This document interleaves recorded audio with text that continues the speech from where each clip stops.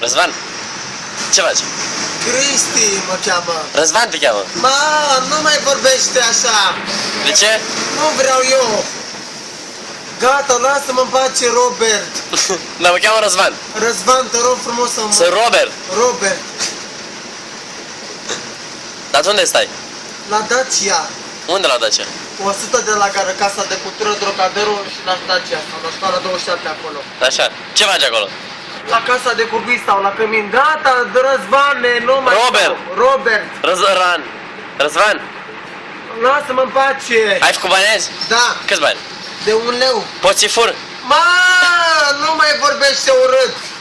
Nu mă fura banii. De ce dă încoa? Nu, doamna fură Răzvan, banii nu-i scot din buzunar.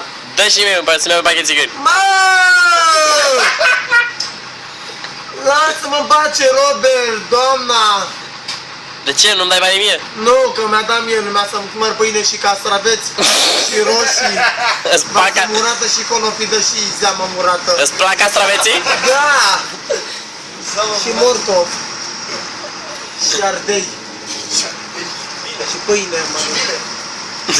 Pâine, da, Ionuț, mănânc pâine, da, mai aici. Robert. Robert. Răzvan! Ma!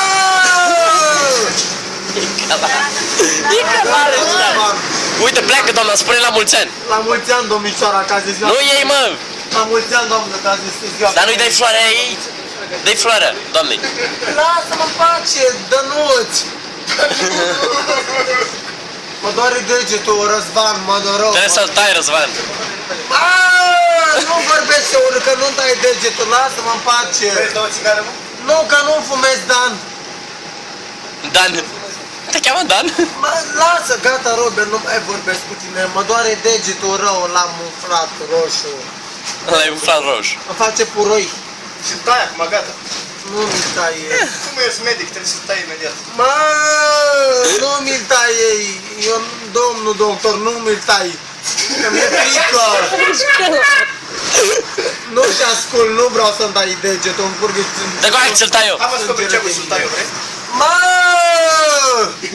Nu mi-l taie. De ce?